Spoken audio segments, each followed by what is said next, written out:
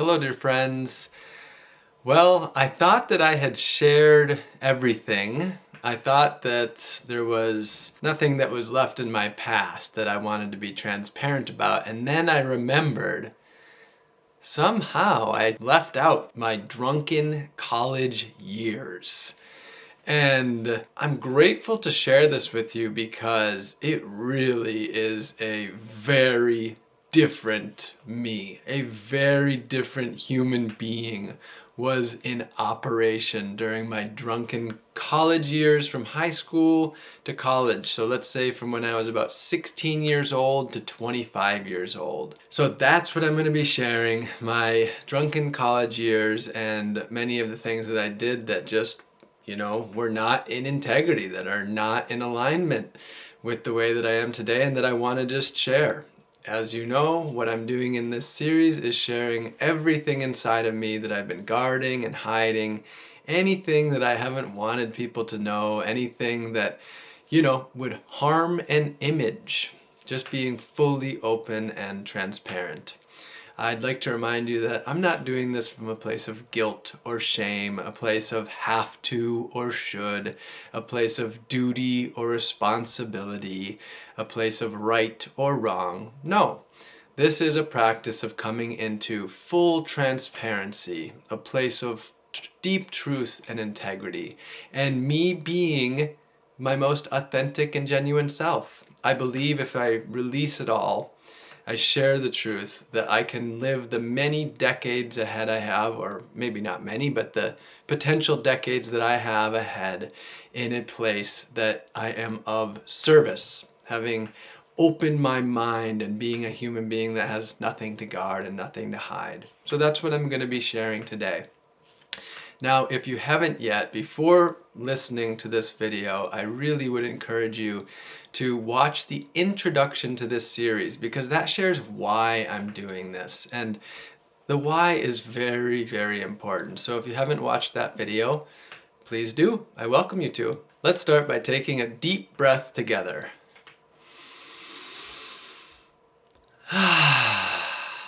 Let's do 2 more of those. Just let it out a little bit.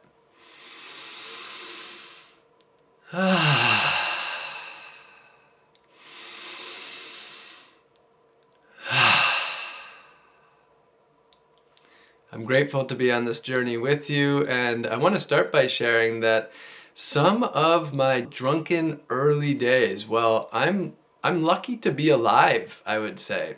There were some moments where I definitely could have died and where I could have killed somebody else.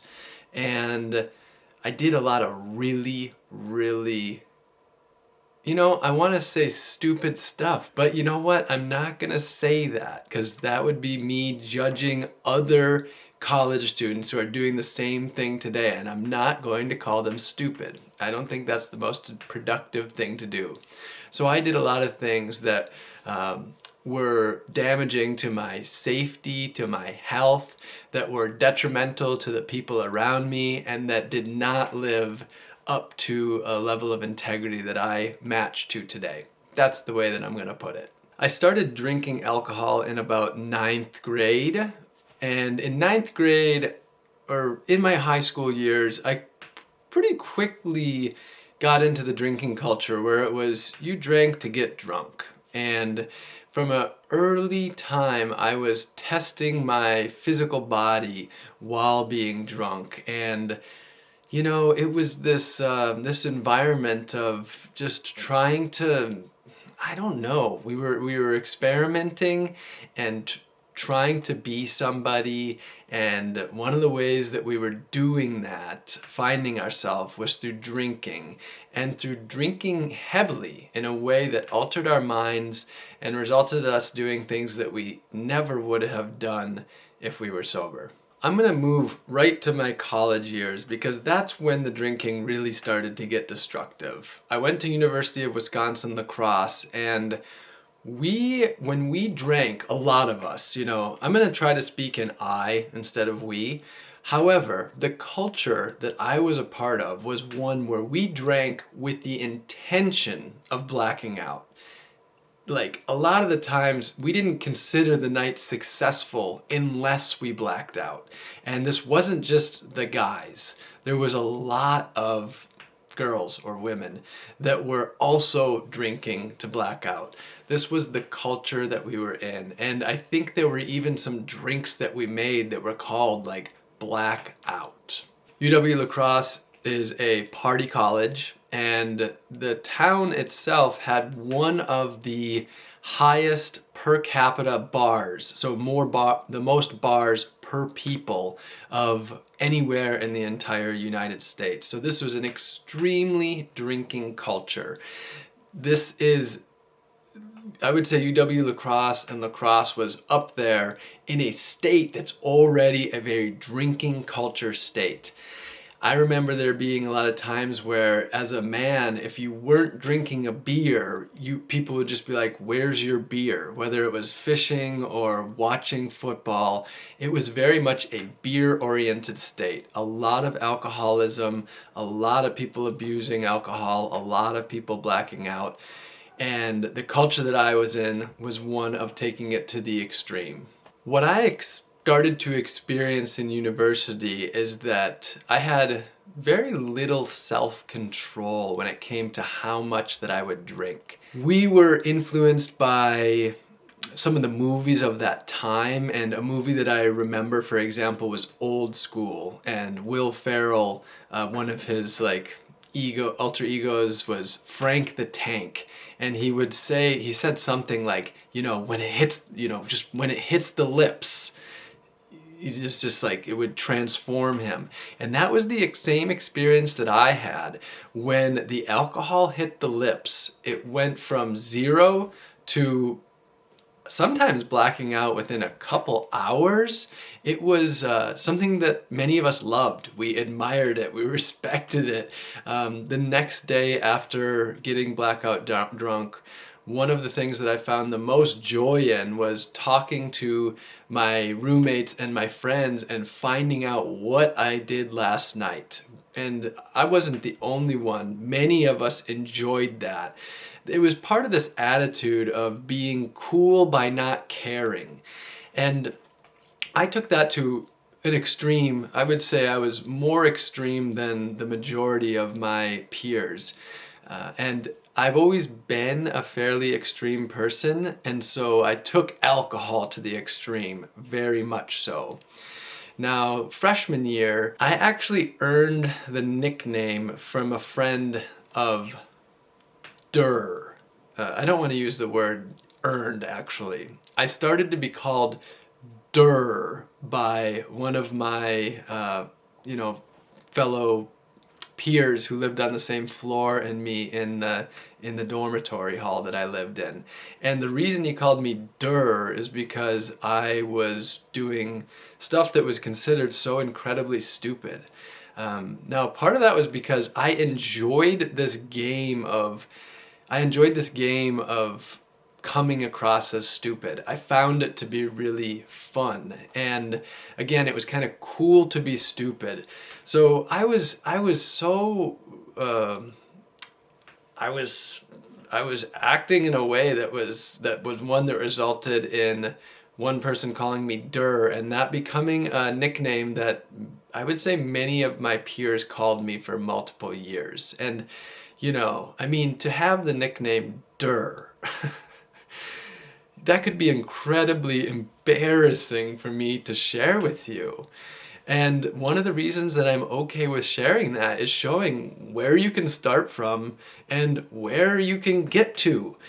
And I just think that's an example that is worth sharing. So I want to get into a little bit more of the details of, what was going on. I remember keg stands being very much a thing, which is where you have people raise up your legs and then the keg is, the spigot is hooked up to your mouth and people count 1, 2, 3, and the longer that you can stay up, the more revered you are.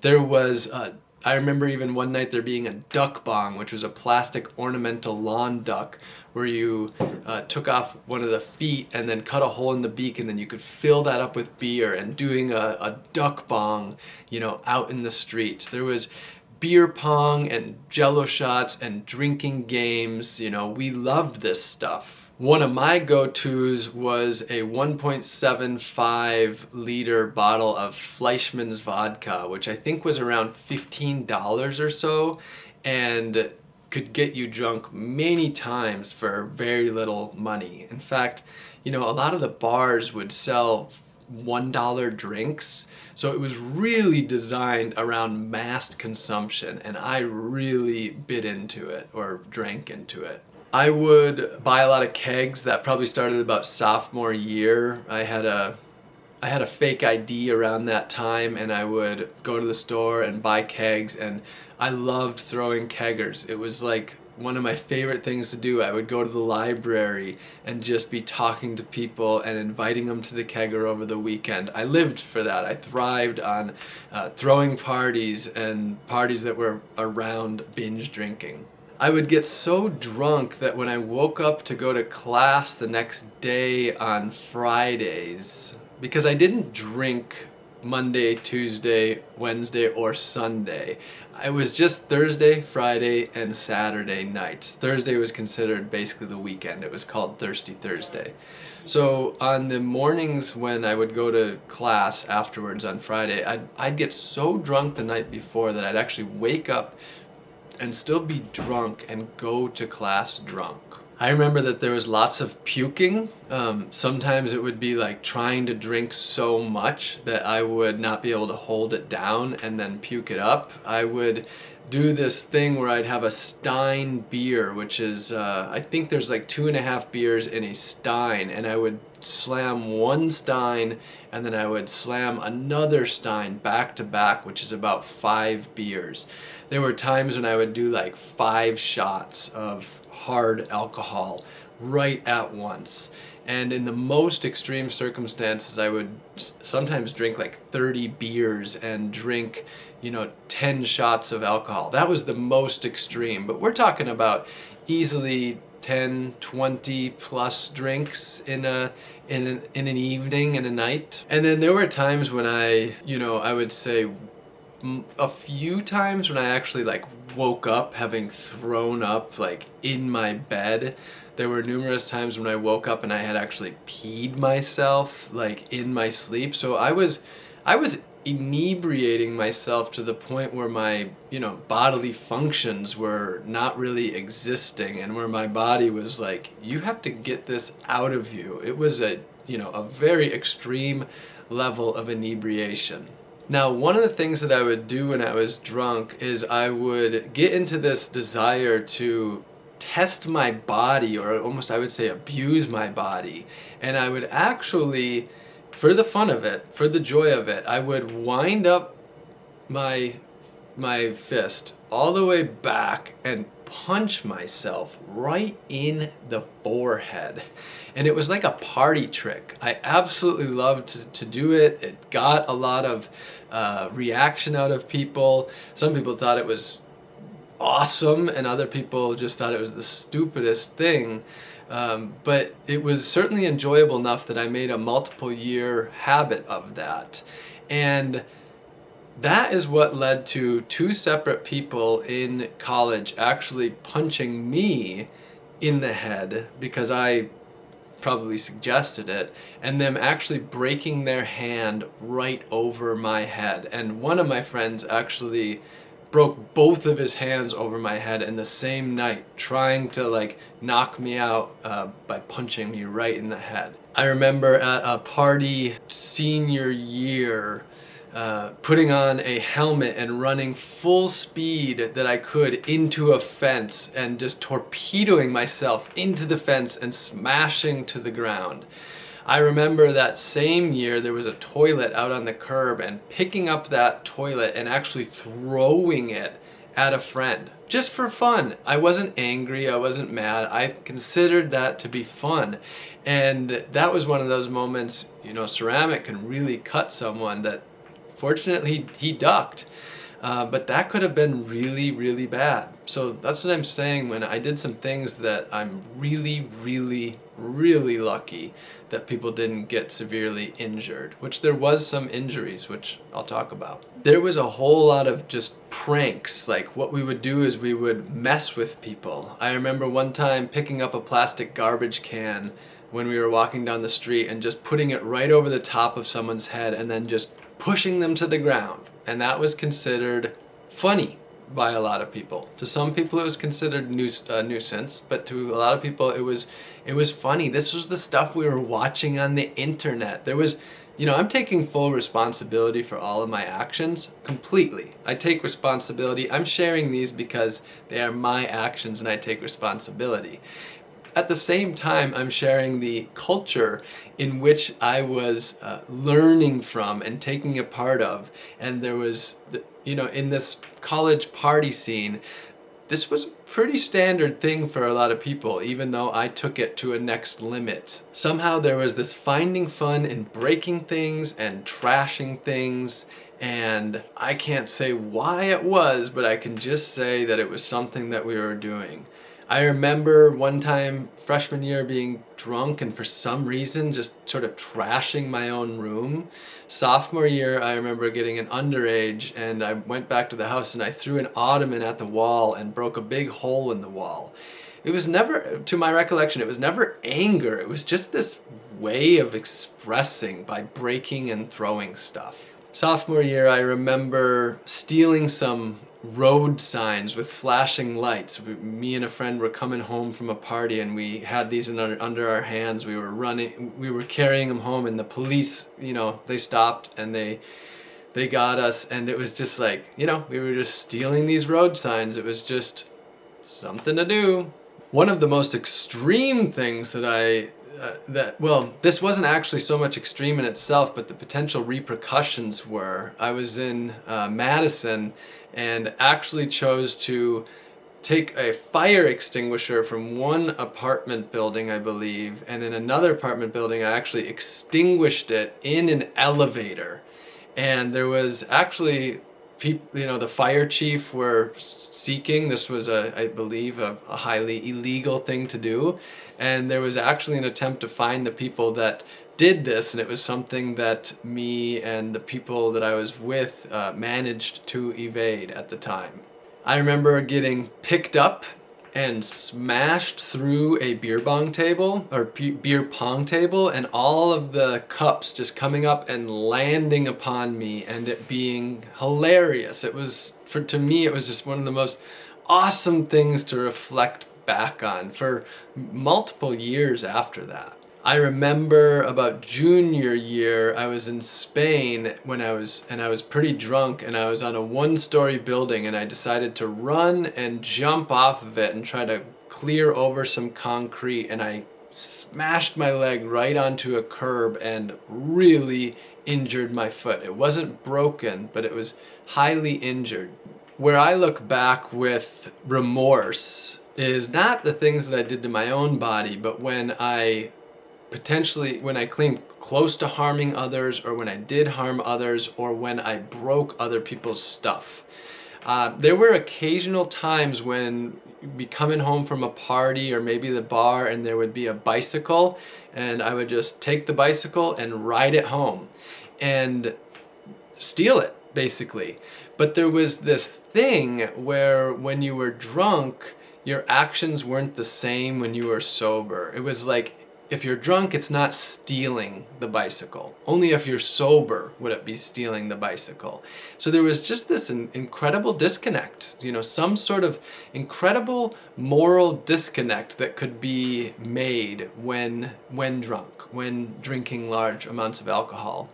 I remember one time actually picking up a bicycle and smashing it onto the ground. It may have already been broken, I don't remember, but I smashed it on the ground, and I remember this big football player walking up to me, seeing me do it, and he just picked me up and he just smashed me onto the ground.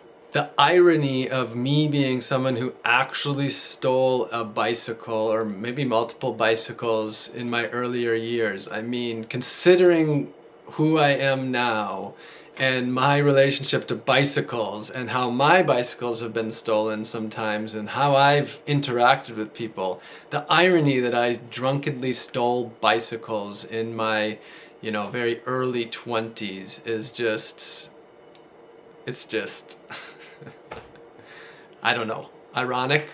I remember people having to carry me home from the bars and thinking that was fun, reflecting on that as just such a great night when I had to be carried home from the bars.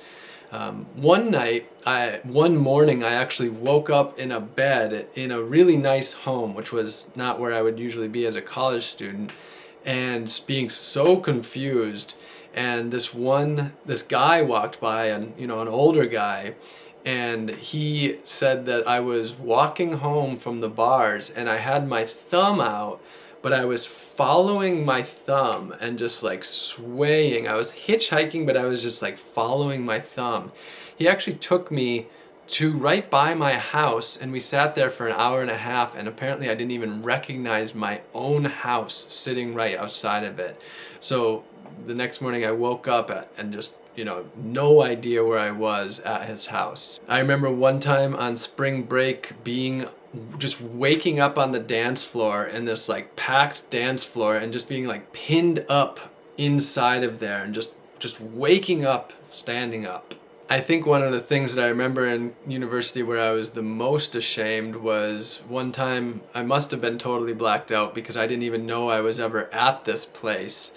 I went there and they weren't home, and I ended up, I think, just passing out and sleeping in someone's bed for a while or something. I don't remember the details, but apparently I got up, and thinking I was going to the bathroom, I actually peed on their chair, and they were gone for the weekend, and they came back and had a smelly room, full of pee, and they were really, really unhappy with me.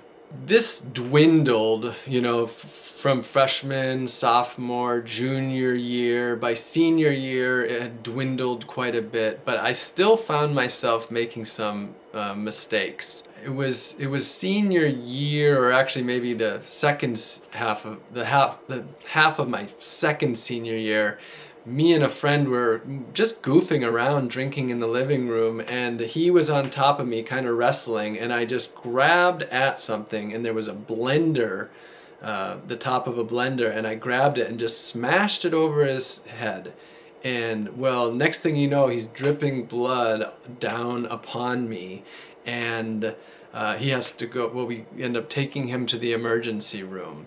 And again, I take full responsibility for everything that I do, everything that I've done. But I think the fact that I grew up watching a lot of fake wrestling, the WWF, and there was all that fake blood and just smashing things over people, there's no doubt in my mind that that played a role. We are our surroundings. That's why it's so important that we pay attention to the content that we're viewing, the people that we're spending time with. Most of us, we are our surroundings. I know I was. If I had been at a university where nobody else was drinking, I wouldn't have been drinking.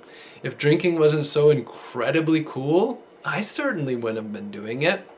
So again, I take full responsibility, but it's a really important lesson to acknowledge that our surroundings are so important in who we are and who we become. Now, one of the most dangerous things I ever did is just a few times I drank and drove. It's not something I ever made a habit of, but there's a time that I remember with like horror in my chest, and that was I was at a party and the keg ran out, and so to I think be cool, I said, well, I have a keg at my house. So we walked back to my house, got the keg, and then decided to throw it in the vehicle. We were under 21. And I remember I was pretty drunk, and I remember speeding down the road when it was dark out, and just waking up and realizing how lucky I was that another drunk kid didn't walk out into the road in front of my vehicle and get hit. That was something that I at the time felt like, wow, that was a close call. You really could have messed that up pretty bad there. Another interesting thing that happened was I did a study abroad trip through New Zealand and Australia junior year, and I brought my binge drinking habits to this small group of people. They came from around the country, and although they were all into drinking, most of them were not into the level of drinking that I was. And I remember one night I got blackout drunk, and I woke up in the morning in the common area having peed myself, and my cell phone was in my pocket, so that was destroyed. Had destroyed that with my own pee. And I remember multiple of the people kind of coming to me and saying, we think you have a drinking problem. And me saying, no, I don't have a drinking problem. This is just what we do at University of Wisconsin La Crosse. But that was very obvious. Being in New Zealand at the bars and getting that level of blackout drunk, that was one of the first times where I was in a different context and you saw the problem that it was. It was an interesting scenario though, because the things that we would do as college students, if adults would do it and act the same way out of that cultural norm, it would be clearly labeled as alcoholism. But because we were doing it and because the societal norms accepted it, it wasn't alcoholism. It's a really, it's one of those examples of what if enough people around you are doing it, if enough people are doing it, it's considered normal, even though it's not normal. There's very few cultures around the world that act like that, but it was totally considered normal. To so many of my friends, it was considered normal. It was not considered a problem. It was not considered a drinking problem. That being said, I don't think at any time then I was dealing with alcoholism. I never needed to drink. I never drank alone. It was purely a social thing, Thursday, Friday, and Saturday night with very few exceptions. And during all of my summers, I was 100% sober, working 80 to 90 hours a week. So it was just a Thursday, Friday, Saturday thing during university years, and it did continue on after that, but nowhere near to that extent. Now, the thing that I felt the absolute worst about, and that when I think of, I feel a deep sense of pain around, was actually after university, I believe, by maybe about a year. I was down in Indiana with my dad's side of the family. It was one of the few times I'd ever spent with them, and we were sharing a hotel room. And it was my two cousins and my aunt and uncle. Maybe actually there were three of us cousins there, I believe, and my aunt and uncle. And we started drinking, which was, at the time probably most all of them drank, and so it was relatively natural. But the next thing I knew, I woke up and a room alone in the hotel, and I know that I had peed the whole pull-out bed, but if I recall, I had maybe puked in it as well. So I had perhaps woken up in my puke and in my pee, and I just woke up like, what happened? I had no recollection of it. And something happened where it just, the alcohol hit my lips and something happened. And my aunt and uncle, they were very timid to talk to me of telling me about the night before. But they told me that I picked up a full-size ottoman, I think, and just picked it up, and my uncle came around the corner and I smashed it over his head.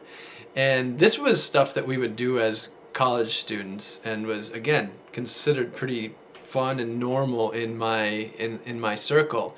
But somehow I just got out of control, and I took that into this area where it just did not belong whatsoever.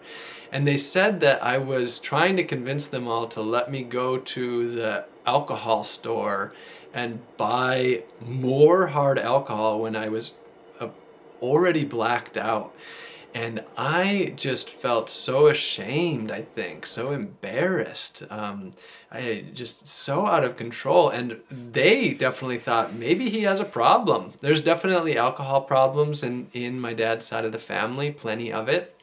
And so that was a pretty clear thing, like, wow, he might have a problem. And that was, yeah, very embarrassing and very much a big hit to the ego, and just, yeah, words aren't really coming to me for how just horrible I felt about that. And it was I think largely just the concern of what people thought about me, and just the image, the embarrassment around it, and the shame around it. Let's take another 3 deep breaths together, my friends.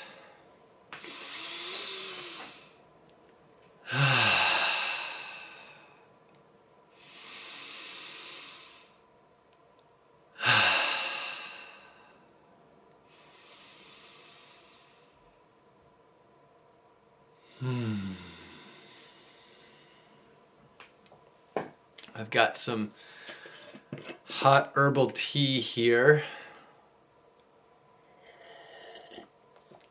And this wasn't intentional, but I'm just realizing, this is one of my replacements for alcohol. I don't think of it really as a replacement, but this is what I do. I drink hot herbal tea. So fortunately, all of this abuse of alcohol and this destructive relationship with myself and people around me really fizzled out at the end of university. It was already fizzling out during university, and only continued to occasionally get blackout drunk, with maybe a handful of times, I don't know how many times after university, but not much. It phased out, and I found a new way of connecting with myself, a new way of exploring. I really deeply broke free from that, probably about the age of 25, when I moved out to San Diego and started to find a whole different new way of relating with the earth. Of course, the part that is the area where I hold the most pain in the morning is what I've shared, and that's, relationships that I had, sexual relationships that I had that were not consensual or not fully consensual. And that's an area where I deeply, deeply mourn, and where alcohol played a role. Again, I take responsibility even when alcohol was involved. I won't go into that because I shared about that in depth in the video where I shared about my deep level of pain and mourning over some of my past sexual experiences. So it was about 2013 that for the most part I stopped drinking. I've drank some, in the years since then. And I wrote an article some years back called Why I Quit Drinking Alcohol. And I encourage you to read that. It shares in some depth why I decided to end this relationship with alcohol. And I'm not going to dive into that. I just wanted to share my past and share, who I was and how that's a part of me today. I have a very healthy relationship with alcohol. I never, ended up having an alcoholism problem. Fortunately, I was able to break free from it and end those habits at a fairly young age, and I'm grateful for that. So I'm grateful to have shared with all of you, and to release this into the past, and to be a part of this experience of healing with all of you. There's so many of us that have a desire to heal our relationships with alcohol, and I'm here with you to say that there are other ways that we can meet our needs for connection and belonging and growth and expansion. And we can do that through relationships with the earth, with the plants and animals we share this earth with, and with one another. We can have deeply, deeply fulfilling lives that don't involve the abuse of alcohol whatsoever, and where if we do drink alcohol, it's something that we can make at home with honey from the bees that we have raised, perhaps. So I love you all very much, and I'm grateful to be on this journey with you.